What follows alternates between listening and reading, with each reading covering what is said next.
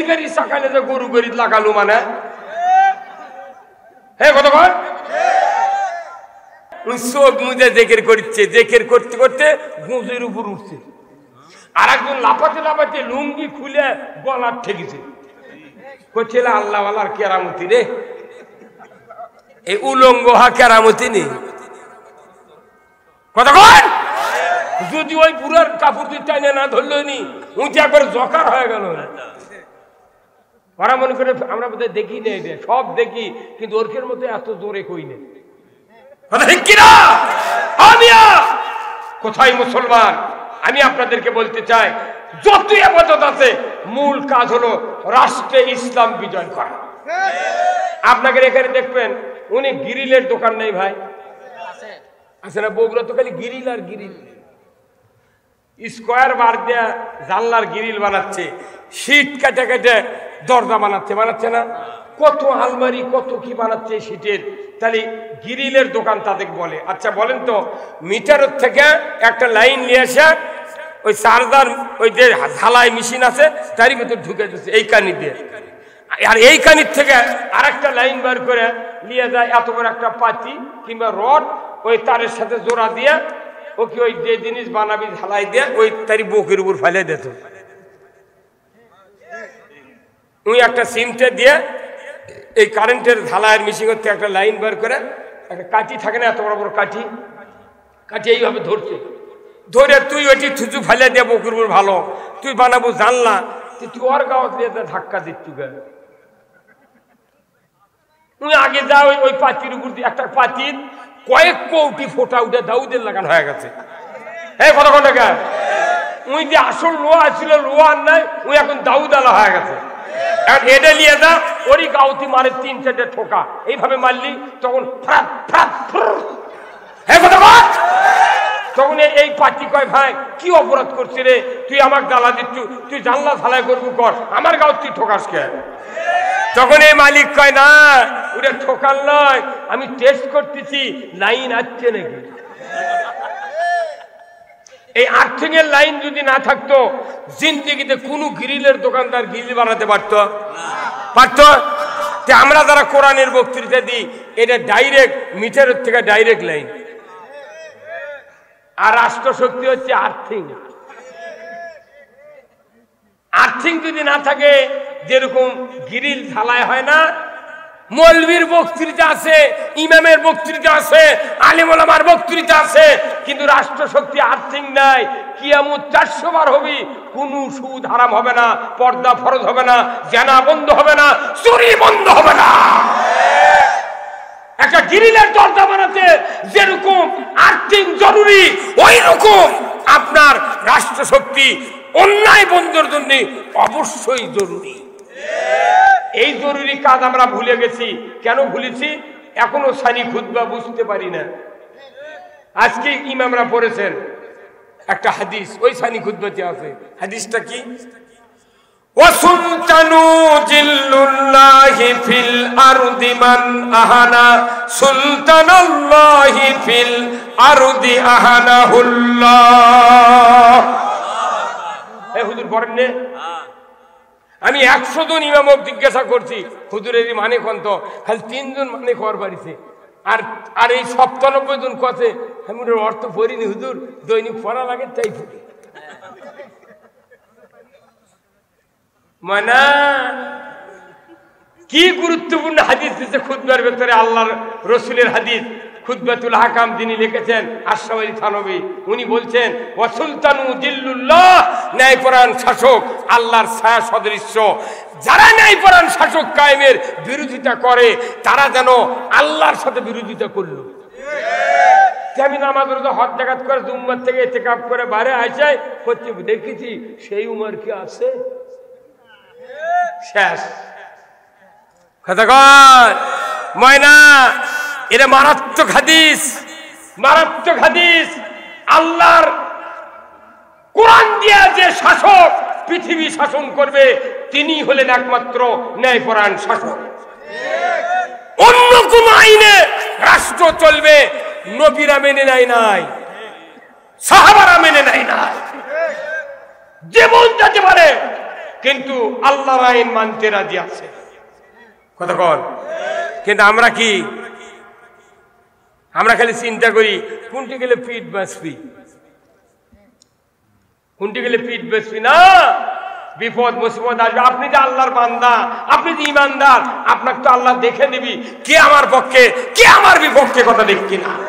ব্যাংকের মতো ইমান যদি বাংলাদেশের 18 কোটি ইমানদারে থাকতো, আমার দেশে উইদিন শর্ট টাইম 5 বছরের ভেতরে 5 বছরের ভেতরে বাংলাদেশে কোরআনের পার্লামেন্ট কায়েম হতো।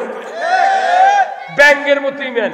ব্যাংক বললো না, আমরা বেঁচে থাকতে এই আল্লাহর বন্ধু ইব্রাহিম আগুনের পূর্বী সহ্য হবে না, প্রস্রাব করে ভিজে দেবো। আর লাইসাটা বললো যে আমরা বেঁচে থাকতে নমরুদের দুশ্মন পড়ে না কেড়ে আমরা ফোঁ দিয়ে পুরাবো। কিন্তু দেখা গেল ব্যাঙ্গের প্রস্রাবে আগুন নিবল না, লাইসাটার ফুঁয়ে আগুনও জ্বলল না, কিন্তু আল্লাহ খালি দেখে নিল কে কার পক্ষে। আপনি মনে করবেন না আমাকে বিচার হবি, প্রথমেই কবি তোর কি এই কি ওই কি, না, আল্লাহ খালি বলবেন যে কে কার পক্ষে আছে এটা আগে দেখো। আমরা কি আল্লাহর পক্ষ নিতে রাজি আছি? আল্লাহর পক্ষ মানে কি আল্লাহ আপনার সামের দলনেতা? না, আপনি আল্লাহর আইনের পক্ষে থাকা মানে আল্লাহর পক্ষে থাকা। আপনাকে আল্লাহর আইন মেনে নিতে রাজি আছেন? যারা মেনে নেবেন তারাই আল্লাহর জান্নাতে যাবে। আমরা বক্তৃতা করে করতেছি কি?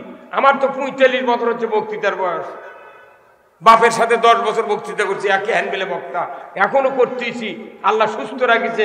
কিন্তু দেখা যাচ্ছে বক্তৃতার মানে বক্তৃতা চলতেছে, অন্যায় তো বন্ধ হয় না।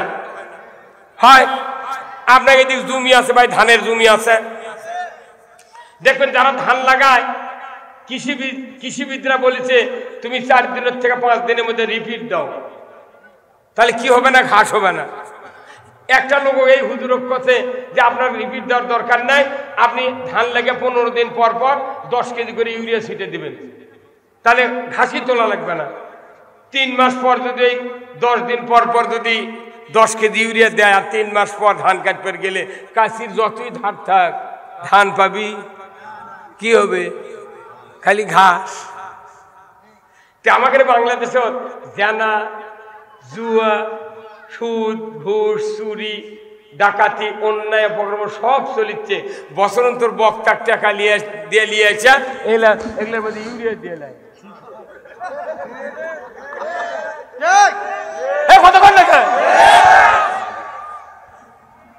খালি ঘাসের মধ্যে ইউরিয়া দিলে টাকা কাটার সময় ধান পাওয়া যায় না, এগুলোর মধ্যে বক্তৃতা দিলে মরার আগ দিয়ে ইমান পাওয়া যায় না। আল্লাহ সুদ হারাম করেছেন না হালাল? এই সুদ বাংলাদেশে চলে কি চলে না?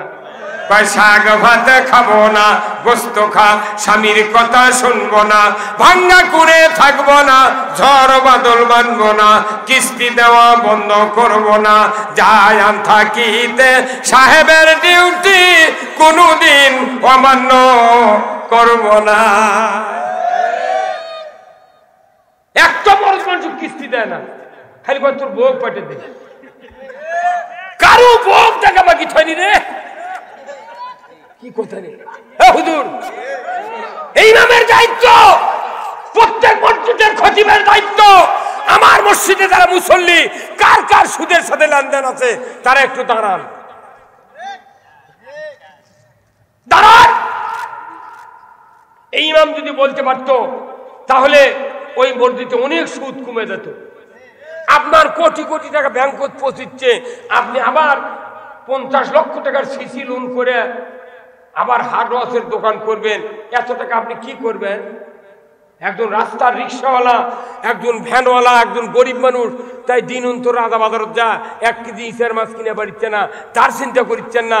আপনি টাকা টাকা টাকা, কিয়ামতের দিনে সিসি লোনের পার্টি দ্বারা এরকম হাসনের ময়দানে ওই ডান কানিত খাড়া করে থবি। সাধারণ মানুষ যখন বেহেশত যাবি, ওরকম কবি কে ভাই তোরা না কোটি বইতে তুলি বান্ধা তোতে কেন তোর করো, কোথায় আমাকে বিচার বলে পড়ে হবি।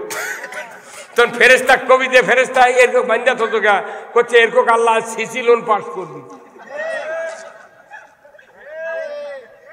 এমনি তো সুদ হারাম হারাম, সিসি লোন তো হারাম হারাম, তার উপর আবার 50,000 টাকা ঘুষ দিতে ম্যানেজারও দিয়ে উনি আবার 50 লাখ টাকা পাস করছে। তার মানে কি চোরের উপর আবার বাটপারি। কোথায় মুসলমান, কোথায় মুসলমান? আমার বাংলাদেশে এমন কোন পীর নাই, এমন কোন আলিম নাই, এমন কোন বক্তা নাই, এমন কোন হাজি নাই, এমন কোন তাহাজ্জুদ গুজার নাই যে সুদের সাথে জড়িত নাই। সুদ যদি দেশে চলে আপনি কি দিয়ে জান্নাতে যাবেন? যারা সুদ খায়, সুদ দেয়, তাদের ঈমান নেই। ডাইরেক্ট আল্লাহ বলছেন ইয়া আইয়ুহাল্লাযিনা আমানু লা তাকুলুর রিবা, ঈমানদাররা সুদ খায় না। আল্লাহ নট বলেন নাই যে ইয়া আইয়ুহান নাস লা তাকুলুর রিবা, মানুষ সকল সুদ খায় না। আল্লাহ নিজে বলেছেন ঈমানদাররা সুদ খায় না। তার মানে কি ঈমানদার যদি সুদ খায় ঈমান থাকে না। আল্লাহ অনেক কথা বলেছেন খালি ঈমানদারের পক্ষে। কি কথা? এক নম্বর কথা বলছেন ইয়া আইয়ুহাল্লাযিনা আমানু কুতিবা আলাইকুমুস সিয়াম, ঈমানদারের উপর রোজা ফরজ। কথা ঠিক কিনা? আল্লাহ বলছেন ইয়া আইয়ুহাল্লাযিনা আমানু দুখুলু ফিস সিলমি কাফা, হে দুনিয়ার ঈমানদাররা ইসলামের ভিতর পরিপূর্ণ ঢোকো। জোরে করে আল্লাহু আকবার। ইয়া আইয়ুহাল্লাযিনা আমানু কুতিবা আলাইকুমুল কিসাসু ফিল কতলা, ঈমানদাররা কোরআন ভিত্তিক আদালত ব্যবস্থা কায়েম করা তোমাদের উপর ফরজ করা হয়েছে। আল্লাহু আকবার। এইগুলি ঈমানদারের উপর কথা। ঈমানদার নিষেধ করছে তোমরা সুদ খাইও না। আমার দেশে সুদের অর্থনীতির কারণে কোনো মানুষ আমরা বাঁচতে পারছি না। যারা গরিব মানুষ তারা তো অভাবে সুদ নিচ্ছে, তাদের কোনো দোষ নাই। দোষ হলো রাষ্ট্র শক্তি আর হলো ধনী মানুষের। তাহলে গরিব মানুষের ওরা সুদে কিস্তি নিয়ে আসেন। আমি বক্তা, আমার এই গেল মাসে পল্লী বিদ্যুতের বিল বাকি পড়ছে। আমার ওয়াইফ বলেছে আপনি দিলেন না বিল, তাহলে তো ফাইন দেওয়া লাগবে। ইংরেজি হলো ফাইন, বাংলা হলো সুদ। আমারও সুদ। গতকালকে এক সভাত এই আপনার নরসিংদপুরের চেয়ারম্যান বলছি ভাই আপনি কি 2-1 মাসের বিল বাকি পড়ছে? বলছে ভাই 1 মাসের এবারই পড়ছিল। হাজিরও বিল বাকি পড়ে, তাহলে তাইও সুদ দিল। আমি জমি আছে 40 বিঘে, আমি ধান বেচবার বিল দেবো, আমার কিছু নাই। কিন্তু আল্লাহ কইছে পাগল তুই যে খাজনা দিচ্ছ বাকি বলে ওটা সুদ দেওয়া লাগে। কত কোনে পারে? হ্যাঁ, তাহলে কে সুদের থেকে বাঁচিচ্ছে? কে বাঁচিচ্ছে? সুদের মতো জঘন্য অপরাধ কোরআন শরীফের ভেতরে কোথাও নাই। আল্লাহ রসুল বলছেন সুদ খায়, সুদ দেয়, এদের 70টা অপরাধ। 1 নম্বর হলো আল্লাহর সাথে রসুলের সাথে যুদ্ধ ঘটনা। 70 নম্বর অপরাধ হলো নিজের মা ও বিয়ে করা। নাউযুবিল্লাহ। পরে কি সুদ হারামের কথা উম্মত কোয়া লাগবে? কথা ঠিক কিনা বলুন তো? একটা মূর্খ মানুষ যদি অজু করে মসজিদে ঢোকার সময় সাফিরা জুতা নিচ্ছে, এমন সময় পেছন দিয়ে বাইবার আছে, একটা মূর্খ মানুষ, শব্দ হয়নি, গন্ধও হয়নি, তাও এই লোকটা আবার জুতা পাও দিয়ে আবার অজুখানাত গেছে। যার কাছে বসে ছিল অজু করতে, তাই করছে কে ভাই এক্ষুনি অজু করে গেলে আবার এলে কে? তখন ওই করতে সমস্যা। একটা মূর্খ মানুষেরও ভয় আছে যে অজু চলে গেছে, এটা দিয়ে নামাজ পড়লে নামাজ হবে না। কথা কনে রে। আর 10 বার হজ করছে, 12 বার এতেকাফ করছে, 14 বছরের বক্তৃতা করছে, ওর পল্লী বিদ্যুতের বিল বাকি করছে, ওর সুদের কিস্তি লাগিচ্ছে, লোন লাগিচ্ছে, সিসি লাগিচ্ছে, ওর এনাও কোনো মাথায় ঘোরে না। আর মূর্খ মানুষ করছে আমি বাই ছাড়ছি, অজু না করলে উম্মতি যাবো না, উনি আবার ধান দিলে অজু খানার গেছে।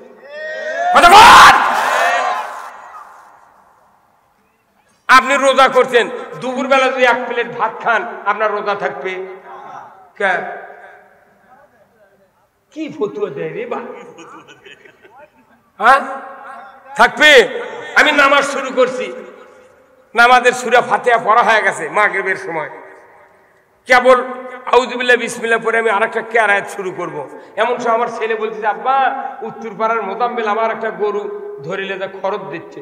তখন না আমাদের মধ্যে যদি বলি বাবা ওই মোজাম্মেলও কেন দেরি করবে, আমি নামাজটা পড়ে বাড়াই, নামাজ থাকবি? তাহলে আপনি নামাজ ভঙ্গের কারণ জানলেন, অজু ভঙ্গের কারণ জানলেন, তারপরে রোজা ভঙ্গের কারণ জানলেন। ইমান কবে ভাঙ্গা করতোয়া দিয়ে চলে গেছে বাঙালি নদীর, যমুনা দিয়ে চলে গেছে মেঘনা, পাড়া পদ্মাত গেছে, টুবি মাঝে ঘুরতেই যায়। এই বুদ্ধি খেতেছে। আল্লাহ নিজে হারাম করেছেন যে সুদ, এই সুদ যদি সমাজে চলে আপনি কোন বিশ্বাসে বলতে পারবেন যে আমার ঈমান আছে? কথা বল, কে বলতে পারে? আহাল্লাল বাইয়া হারামার রিবা কোরআনে আছে, কোন মুলবি না জানে? কত সুদের পাটি জুম্মার তারাবি পড়ছি, আমরা নামাজ পড়ছি, ইমামতি মোনাজাত করছি, আল্লাহুম্মা আমিন, আল্লাহ গুনাহ মাফ করে দাও। যত সিসি পার্টি সুদের পার্টি পেছনে দাঁড়িয়ে আছে, ইমামের বসে আছে, ওরা মোট আমিন করছে। আবার যারা 34 ওয়াক্ত নামাজ কাজা করে শুক্রবারে জুম্মাত গেছে, ইন সালাম ফিরানোর পরে বলতেছে আস্তাগফিরুল্লাহ। 34 ওয়াক্ত পড়েনি, সপ্তাহে 35 ওয়াক্ত নামাজ, 34 কাজা করে খালি শুক্রবারে গেছে আতর গোলাপ লাগে, সালাম ফিরানোর পরে করছে আস্তাগফিরুল্লাহ। তখন আল্লাহ জিবরাইল ডাক দেয়, কেন এর কোনটা মাফ করবো? এই 34 মাফ করবো না জুম্মা পরে তুমি আসর মাগরিব এশার ওই কাজার নিয়ত করবি? কথা বলে পারে এগুলো ফাজলামি মনে করছেন যে এগুলো নামাজ পড়ছি না, বলতে আমি বিরাট নেতা। শোনেন, ওই যে বহিষ্কারের কথা বলিনি, একটা রাজনৈতিক দলের নেতা যদি অপরাধ করে, আনুগত্য না করে, ওই নেতার কেন্দ্র লিডারের আনুগত্য না করে, বহিষ্কার করে, বহিষ্কার করে যারা, তারা খুশিতে বাগবাগ, আর যারা বহিষ্কার হয় তারা দুঃখে কষ্টে জ্বলে পুড়ে ছাই। আমার আল্লাহ বলছেন, আল্লাহর নবী বলছেন, মান তারাকাস সালাহ ফালাইসা মিন্নি, যে ব্যক্তি নামাজ তরক করলো আমি রাসূল সে আমার দলভুক্ত নয়। বাংলাদেশে বলুন তো নামাজি বেশি না বেনামাজি বেশি? তাহলে নবীর দলের বহিষ্কৃত পার্টি বেশি। যে দেশে নবীর বহিষ্কৃত দলের লোক বেশি, সেই দেশে ইসলাম এত তাড়াতাড়ি বিজয় হবে না। কলজা এখনো বক্তার বেটা বেনামাজি, মসজিদের ইমামের বেটা ডবল বেনামাজি, মুয়াজ্জিনের বেটা রিডবল বেনামাজি, মোতাল্লির বেটা ট্রিপল বেনামাজি, হাজির বেটা এখনো ওযু জানে না। এই কথা কয়। আর উনি দোয়া করেছে আল্লাহ তুই ইসলাম বিজয় করে দে। আল্লাহ খুব ঠেকা পড়ছে না? যেটি মোট নেতা বহিষ্কার, সেটি বলে ইসলাম বিজয় হবে। যাই নামাজ কাজা করবে তাই নবীর দলের বহিষ্কারের নেতা। এই কথা কোন দেখা? এই কথাটা বলা হ্যাভি সাহসের কথা কি? অথচ বিভিন্ন ভাবে ফেসবুকে সেদিন দেখলাম খুব হ্যাভি ওয়েট প্রার্থী। কতক্ষণ এখানে ফেসবুকে লিখে ছাড়ে হ্যাভি ওয়েট প্রার্থী। হ্যাভি মানে কঠিন, ওয়েট মানে ওজন। কতক্ষণ হ্যাভি ওয়েট প্রার্থী, অথচ দেখা যায় আল্লাহ রসুলের কোন তরিকার ইতাআত নাই। আমার আল্লাহ বলছেন, ইয়া আইয়ুহাল্লাযীনা আমানু আতিউল্লাহ ওয়া আতিউর রাসূল ওয়া উলিল আমরি মিনকুম। এই আয়াতটা আল্লাহ নিজে বলেছেন, ও দুনিয়ার ইমানদারেরা তোমরা আল্লাহর আনুগত্য করো, রাসূলের অনুসরণ করো, আর কোরআন দিয়া যারা পৃথিবীর জমিনে শাসন চালায় তাদেরও তোমরা আনুগত্য করো। এই আয়াতটা নিয়ে যা ওই খাটাচ্ছে কোনটি? এই আয়াত নিয়ে কেউ খাটাচ্ছে, বলছে তুমি এই আয়াত মানে তুমি পীর ধরো, পীরের যা তরিকা আছে এটা মানো। আবার বলতেছে ইয়া আইয়ুহাল্লাযীনা আমানু কুনু মা'আস সাদিকিন, ও দুনিয়ার ইমানদাররা তোমরা আল্লাহকে ভয় করো আর সত্যবাদীদের দলভুক্ত হয়ে যাও। এখন সত্যবাদীর অর্থ ঠিকই করলো, তখন বলতেছে যারা আল্লাহর ভালোবাসার বান্দা, যাদের পরহেজগারি আছে, যাদের তাকওয়া আছে তাদের দলভুক্ত হয়ে যাও। ঠেলা গাড়ির চাকা লিয়া যা প্লেনত লাগাছে, মাথা চলে না। এই আয়াতের অর্থ হলো তবুকের যুদ্ধে কয়েকজন আল্লাহ রসুলের সাহাবী মিথ্যা বানোয়াট অজুহাত দিয়া ফসল কাটার অজুহাতে তারা ওই যুদ্ধ থেকে তারা অব্যাহতি চালো। আল্লাহ তাআলা ডাইরেক্ট বললেন, হে রাসূল আপনি কি তাদের খবর জানেন? তারা যে অজুহাত দেখালো আপনি তাদেরকে ছুটি দিলেন, আপনাকে এই ক্ষমতা দিল কে? কথা ঠিক কিনা? কে দিল? তারা মুনাফিকি করছে আপনার সাথে। ডাইরেক্ট আল্লাহ তাআলা তাদেরকে বয়কট করার আইন দিয়ে দিলেন। হে রাসূল সাহাবী সহ আপনারা ওই কয়েকজন সাহাবীর সাথে বয়কট ঘোষণা করে দেন। ওরা ত্যাগী, ওরা বহিষ্কার। কতক্ষণ? ওরা বহিষ্কার। আল্লাহ রসুলের সময় বহিষ্কার আছিল, এখনো কিছু কিছু নেতা আছে সমাজে, মূল দলের বড় বড় নেতারা আনুগত্য না করলে পেপার পত্রিকা দিয়ে তাদেরকে বহিষ্কার করা হয়। এই কতক্ষণ না গান। আবার এই বহিষ্কারের নেতা গিয়া যদি কেউ থানা থানা যদি তদবিরের জন্য যায়, আসল ওই মূল দলের নেতারা কয়, স্যার ওই যে তদবির করবে যাচ্ছে খবরদার ওর কথা শুনে পাবেন না, কারণ ওই আমাদের দলের বহিষ্কার। তো ওই সময় যুদ্ধের ময়দানে গেল না, নিজের ভেতরে কিছু কিছু কাজ করে, অথচ আল্লাহ তাআলা বললেন এর করে বহিষ্কার করো, বয়কট করো, এরা যেন আপনার সাথে থাকতে না পারে। একবারে আলাদা। নামাজ পড়েনি, রোজা করেনি, দাড়ি রাখেনি, হজ করেনি, উমরা করেনি, মানসক দান করেনি, এই জন্য বহিষ্কার নয়। আসল কাজ হলো আল্লাহর দ্বীন বিজয়ের যুদ্ধ থেকে তারা দূরে সরেছিল। তাহলে এত বড় দামি কাজ তারা বাদ দিয়েছে, অতএব তারা বহিষ্কার। 49 দিন পর আল্লাহ ওহী দিয়ে জানালো যে এরা যে তওবা করেছে আমি কবুল করেছি। কারণ কি? যারা বলছে আল্লাহ এইভাবে যদি মরেও যায় তাও আমরা মরে যাব, কিচ্ছু খাবো না, অনশন ধর্মঘট। আল্লাহ তওবা কবুল করে বলেছে, ইয়া আইয়ুহাল্লাযিনা আমানুত্তাকুল্লাহ কুনু মা'আস সাদিকিন, তোমরা সত্যপন্থীদের দলত যাও। কারণ কি? নবী আর সাহাবীরা যারা যুদ্ধের ময়দানে গিয়েছিল এরাই হলো সত্যবাদী। আল্লাহর দ্বীনের পক্ষে যারা কাজ করে এরাই মূলত সত্যবাদী।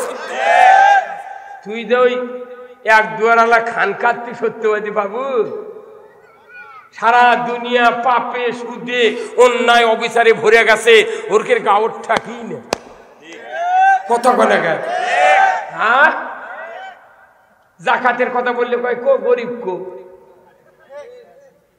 কতক্ষণ গরিব কো, কাট দেবো জাকাত। জাকাতের লোক আছে কি না? তুমি পেঁয়াজের হাটির যাও, রসুন কিনবার দা, দেখো জাকাত কাক কয়। হুজুর কতক্ষণ না গায়। হ্যাঁ, তোমার কাছে বস্তা বস্তা টাকা আসে, সেই জন্য তুমি করছো যে জাকাত দেব কোথায়? তুমি তো জাকাত খাচ্ছ। জাতির যারা চিন্তা করে না তারা জাতির বন্ধু নয়, জাতির দুশমন। আমার ভাইয়েরা, আজ থেকে ১৫০০ বছর আগে আল্লাহ রাব্বুল আলামিন জমিন থেকে ২৫০০ ফিট উঁচু জাবালে নূর পাহাড়ের গুহার ভেতরে আল্লাহ রসুল ৩৯ বছর ১১ মাস ২৯ দিন সন্ধ্যার পর থেকেই সেজদায় পড়ে গেলেন। আল্লাহ, দীর্ঘদিন হলে আমি মানুষের সমাজের পরিবর্তন করার জন্য, পারিবারিক জীবন পরিবর্তন করার জন্য, অর্থনৈতিক জীবন পরিবর্তন করার জন্য আমি দীর্ঘ পরিশ্রম করলাম, কিচ্ছু করতে পারলাম না। ও আকাশের মালিক আল্লাহ, দয়া করে আমাকে একটু সুরাহা করে দেন, যাতে করে আমি এই সমাজের মানুষগুলিকে জান্নাতের সন্ধান দিতে পারি। ৩৯ বছর ১১ মাস ২৯ দিন পর্যন্ত আল্লাহর নবী চিন্তা করলেন, কিন্তু সুরাহা পেলেন না। রাত ১২টা ১ মিনিটে যখন আল্লাহর রসুলের ৩০ বছর ৪০ বছর যখন বয়স পূর্তি হলো, তখনই আল্লাহ তাআলা জিবরাইলকে পাঠিয়ে দিয়ে বলে, জিবরাইল যাও আমার হাবিবের কাছে দুনিয়া পরিবর্তনের সুরাহার রাস্তা নিয়ে চলে যাও। 5টা আয়াতের ভিতরে 2টা আয়াত নয়, মাত্র 1টা আয়াত প্রথমেই নাযিল করে দিয়ে আমার রাসূলকে শোনানো হয়ে গেল, ইকরা বিসমি রাব্বিকাল্লাযী খলাক। পড়ুন মুহাম্মদ সৃষ্টিকর্তা রবের নামে, কারণ পড়াটাই হলো আপনার জন্য দায়িত্ব। কারণ এই পড়া এটা শিক্ষা ডিপার্টমেন্টের আয়াত। আল্লাহ তাআলা নামাজের আয়াত নাযিল করেন নাই প্রথমে। টুপি দাড়ি, হজ উমরা, জিকির আজকার, মসজিদ মাদ্রাসা এইগুলির আয়াত নাযিল না করে আল্লাহ প্রথমেই বললেন আপনি পড়ুন। যতই পড়িবেন ততই জানিবেন, যতই জানিবেন ততই মানার ইচ্ছা জাগিবে। ধরে বলুন ঠিক কিনা? কিন্তু জাতি আজ পড়া ছেড়ে দিয়েছে। আমার বাংলাদেশে 18 কোটি মানুষ, তার ভিতরে 7.5 কোটি মানুষ 10 থেকে 66 বছর পর্যন্ত মানুষ বাংলাদেশে আছে, তারা জীবনে কোরআন হাত দিয়ে নাড়েনি, ধরেনি। 7.5 কোটি মানুষ কোরআন জীবনে হাতত নেয়নি, পড়া তো দূরের কথা। তার ভিতরে যারা ডাইরেক্ট গাড়ি চালায়, কোচ চালায়, বাস চালায়, ওই হেল্পার কন্ট্রাক্টর জীবনে কোরআন পড়েনি, 3% খালি পড়ে, তাও অর্থ পড়ে না। কি 7.5 কোটি কোরআন ছয়নি। আর যত গাড়ির ড্রাইভার, পিকআপের ড্রাইভার আছে, কারওয়ান বাজারে মুরগি লিয়ে যায়, হানিফ গাড়ি অর্ধেকে ভয় করে, যে জোরে সারিচ্ছে সিপেটে মারে দৌড়। ওই গাড়ি চালে ওর পাচ্ছে পড়বি কখন? যারা লেবারি কাজ করে, বিল্ডিং তৈরি করছে, রাস্তা তৈরি করছে, যারা খেটে খাওয়া মানুষ, পরের বাড়ির দল ভিত্তিক ভাবে কাজ করে, এরা জীবনে কোরআন পড়ে না। কতক্ষণ তরকারি লাগায়, আলু লাগায়, আনাজ তোলে, এরা জীবনে কোরআন পড়ে না। কে ইমাম যারা আছে, আমরা 12 বছর আগে দাওরা পাস করছে, কামেল পাস করছে, ইয়ার বাড়িতে কোনদিন কোরআন বোঝার জন্য পড়ে না। ওই বক্তৃতা এই জুম্মাত একটা, ওই জুম্মাত আর একটা, ওই জুম্মাত আগের ডাক পড়ে না। আবার একটা জনগোষ্ঠী, বৃহৎ জনগোষ্ঠী বাংলাদেশে তারাবির জামাতে নামাজ পড়ে, কথা ঠিক কিনা? তারাবির জামাতে নামাজ পড়ে কোটি কোটি মানুষ বাংলাদেশে। স্বাধীন হয়ে 52 বছর হচ্ছে, 1 মাস করে সূরা তারাবি হয়, 1 মাস করে খতম তারাব হয়, বিভিন্ন মসজিদে 2 গ্রুপে ধরে। বলুন ঠিক কিনা? বলেন তো কোন ইমাম কি 1 মাসের ভেতরে তারাবির জামাতের মুসল্লি কি 10টা আয়াতের মানে কয়? হ্যাঁ, তাহলে যারা নামাজি, যারা হাজি, যারা ভালো ভালো লোক, তারাও কোরআন শোনে না, ওরা পড়ে না, এরা পড়ে না। চেয়ারম্যান, মেম্বার, এমপি, মন্ত্রী যদি কোরআন ভালো করে বুঝে পড়তো, আমার দেশে সুদ চলতে পারত না। যদি কোরআন পড়তো, মসজিদে স্যান্ডেল লিয়া, জুতো লিয়া ঢোকা লাগতো না। কারণ চুরি বন্ধের আইন কোরআনে আছে, এটা তো পড়ে না, যার কারণে বড় মসজিদের মধ্যে জুতো লিয়ে ঢোকা লাগে। তাও কি আগে জুতো ঢোকে, জুতো এইভাবে ধরে মুসল্লি জুতো এইভাবে চৌকাট পার করে, তারপরে চৌকাট পার। এত মাদ্রাসা, এত মুন্সি, এত তবলিগ, এত পীর, এত বক্তা, এত ছাত্র, এত মাদ্রাসা, তারপরেও 52 বছর হচ্ছে দেশ স্বাধীন। হ্যাঁ, জুতো চুরি বন্ধ হলো না রে। আর বারান্দায় জুম্মা করিচ্ছে কতক্ষণ আমার? আরে জুতো জুম্মা দিকে পরে থেকে ঘাস উঠবি, জুতো লিয়ে তার মানুষ পাবো না। সেই দেশত মসজিদত নামাজ পড়ে গেছে, হুন্ডা বাইরে ছুঁয়ে মসজিদত নামাজ পড়ে গেছে, নামাজ পড়ে উঠে দেখে যে হুন্ডা নেই। হ্যাঁ হুজুর কতক্ষণ টাকা? তো এইটা মসজিদের ইমাম যদি, ওই বয়তুল মোকাররমের ইমাম যদি, বড় মসজিদের ইমাম ওই বড় বড় মসজিদের ইমাম, প্রত্যেকটা মসজিদের ইমাম যদি চুরি বন্ধের বক্তৃতা দিত, আমার দেশে কারো স্যান্ডেল চুরি তো দূরের কথা, গরু চুরি তো দূরের কথা, এক গাছা খের চুরি হতো না। কিসের নামাজের বক্তৃতা, কিসের জিকিরের বক্তৃতা, কিসের মাদ্রাসার বক্তৃতা, কিসের মসজিদের বক্তৃতা? বক্তৃতা হতে হবে কোরআনের আইনের বক্তৃতা। আমরা বহুদিন হলে বহু আমলের বক্তৃতা শুনেছি, কিন্তু দেখা গেছে আমলের বক্তৃতাতে লাভ হচ্ছে না, বক্তৃতা দিতে হবে কোরআনের আইনের। বলেন তো সুদ কে হারাম করেছেন? ভাই এই কয়টা ভাই একটু বসেন না ভাই, কাইন্ডলি বসেন, বসেন না কাইন্ডলি, এই সামনে এসে বসেন, আপনাকে ওখানে দেখি। মানুষ তো আরো হওয়া উচিত ছিল, কিন্তু মানুষ তো শুনবে না এটা, কেউ না না কেউ শোনে না। তার কারণ কি জানেন? অনেক চালাক লোক আছে, শিক্ষিত লোক আছে, ওরা কোরআন শোনে না কেসব মানার ভয়ে। কথা কোন মানার ভয়ে শোনে না। আচ্ছা যার যখন ডায়াবেটিস হয়নি, ওক যদি ক হয় তো 200 করে টাকা দেবো, শীতের মধ্যে সকালবেলা নদাপাড়া থেকে মাটি ডালি বন্ধু তুই 3 পাক দে, তুই দিবি? দিবি? ওই আপনি কথাই বোঝেননি। একটা লোকের ডায়াবেটিস হয়নি, তখন যদি ওকে বলা হয় আজকের যে শীত গেল আজকে সারাদিন, ওকে যদি বলা হয় তো 300 টাকা দেবো কি 200 টাকা দেবো, সকালবেলা ফজর করে তুই জুতা বাদ দে, মুজা বাদ দে, মাটি ডালি থেকে নদাপাড়া মসজিদ পর্যন্ত 3 পাক দে, তুই কবি তোর টাকার খুরোর সালাম। আমি কে মরমরে ঠান্ডার মধ্যে, কথা ঠিক কিনা? বুঝতে পারছে না কোন ইনকে করে বোঝা লাগবি, করছে কোরআন বুঝতে মাথার বেল লাগবি।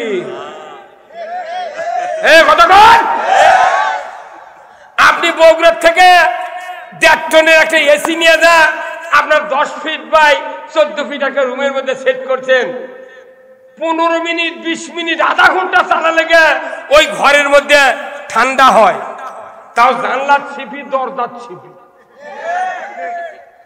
কতক্ষণে সামান্য 1.5 টন 1 টনের এসি প্রায় লক্ষাধিক টাকা খরচ হয়ে যায়। এখন জানলা বন্ধ, গ্লাস লাগাচ্ছেন, ইটি সিপি উঠিয়ে দিয়ে তাও আধা ঘন্টা হয় ঘর ঠান্ডা হতে। আর আল্লাহ একদিকে এসি ছাড়িতে, উত্তর দিকে এসি ছাড়িতে, ফকিন্নির ডাবরের পাশার তলেও ঠান্ডা। কতক্ষণ না কামনে? আচ্ছা আজকের দিনে একটা লোক ফ্যানত সুইচ দিতেন, দেখেন তো গতকালকে, তার আগের দিন, 15 দিন আগে, 1 মাস আগে কেউ দেননি ফ্যানত সুইচ। কারণ কি? এখন শীত কায়েম হয়ে গেছে।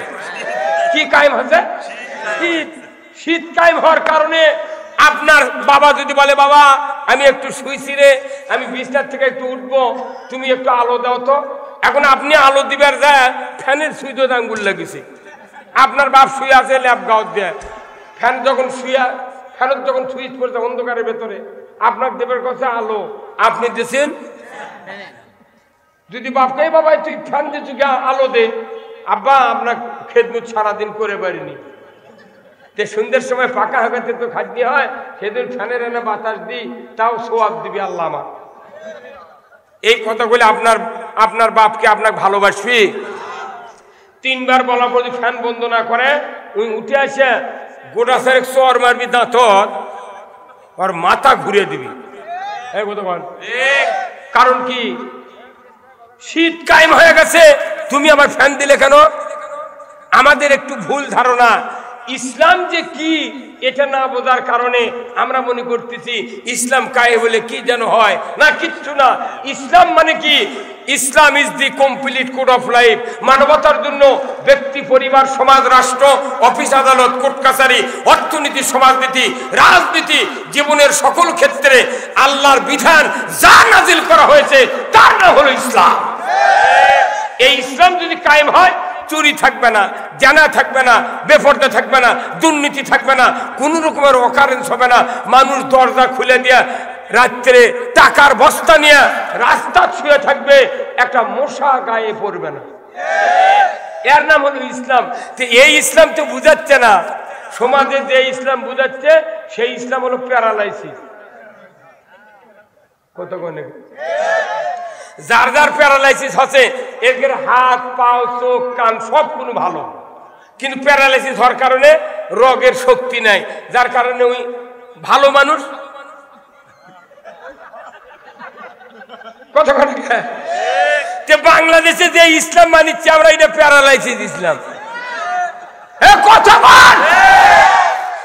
সবল ইসলাম, সবল ইসলাম নবী রেখে গেছেন, আমরা এখন সেই ইসলামকে না মানে প্যারালাইসিস বলে ফেলে দিছি। ঠিকই বেতন নিচ্ছে মাসে 10,000, আমি রিপোর্ট নিত বগুড়া টাউনে বাহিরে যত ইমাম আছে 10-12 হাজার টাকা করে বেতন পায় মাসে। আমাকে কয় হুজুর আপনার গই গ্রামে নামাজ পড়েন, এত বেতন কম কে? এমন তুই আরো বেতন বাড়ালে, বেতন বাড়ালে আসল কথা কওয়া যায় না। একই কোরআন পড়ছে মুন্সিরা, মৌলবীরা, ইমামরা, ওই আল্লামাও পড়িছিল একই কোরআন। খালি আনা মশহুর গান কষে, এক কালেমায় রুটি রুজি, এক কালেমায় ফাঁসি। আরেক কয়নি, এক কালেমায় রুটি রুজি, এক কালেমায় ফাঁসি। এটা কথা হাবিদার আর বুঝে পারেনি। তোর লেখাপড়া আছে, তুই বুঝবো কি? দেখ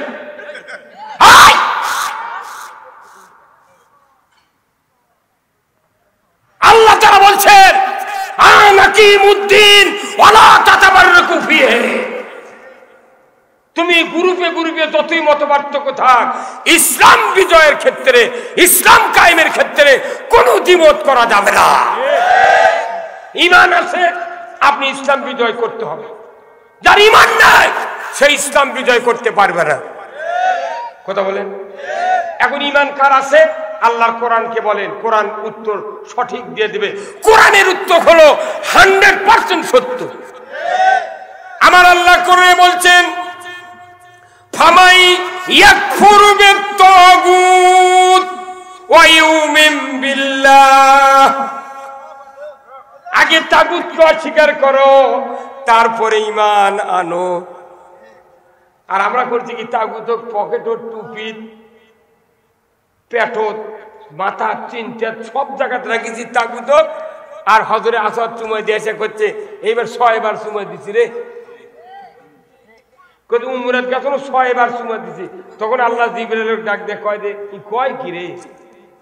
চুমা দেওয়ারই অ্যাডভার্টাইজ যদি করে, কিন্তু ওই যে চরিত্রের লোক, ওই যদি অর্ধেক কাটিয়ে পাথর গিলে খায়ালো হইনি, তাও তো আমি কিছু দিন হ্যাঁ। আপনি জানেন আমরা তো ফতুয়া খুঁজি, কোরআনের চেয়ে এত বড় ফতুয়া, সঠিক কথা পৃথিবীতে কোন কিতাবে পাবেন না। আল্লাহ রসুলের সাহাবী হযরত হানজালা উহুদের যুদ্ধে ফরজ গোসল করতে গেছে। তখনই ঢেন্ডারা কুতিলা মুহাম্মদ, কিয়াসরে মদিনার ঘরে বাইরে, ইসলাম পরাজিতর পথে, রসুল শহীদের পথে। কিয়াসো তরবারি নিয়ে বদরের উহুদের প্রান্তরে যাবে, বেরিয়ে পড়ো। ঢেন্ডারা শোনার সাথে সাথেই হযরতে হানজালা বললেন, পানির স্ত্রী যুদ্ধের পোশাক দাও, তরবারি দাও, আমি যুদ্ধে যাব। ওনার স্ত্রী বললেন যে না, আপনার উপর গোসল ফরজ, আপনি গোসল করেন, ফজরের নামাজ পড়েন, আপনার পোশাক দেব, তরবারি দেব, যুদ্ধে যাবেন, একবারও আমি দ্বিরুক্তি করব না। ধরে কর আল্লাহ। তখন কি হযরত হানজালার কাছে কোনো মুফতি আছিল ভাই? কোনো মুফতি আছিল যে তার থেকে শুনবো? বড় সাহাবী আছে, হুজুর ফোন করলো কি না, যাক হুজুর আমি তো গোসলই করিনি, নামাজই পড়িনি, যুদ্ধ দেওয়া যাবে? ফতুয়া লিবার গেছিল। কি মনের আবেগ, গোসল করব না, নামাজও পড়ব না, যুদ্ধে যাব। এই সাহাবী চতুর্থ আসমানে হাউদে কাউসারের পানি দিয়ে রহমতের ফেরেশতা গোসল করাতেছে। এই কথা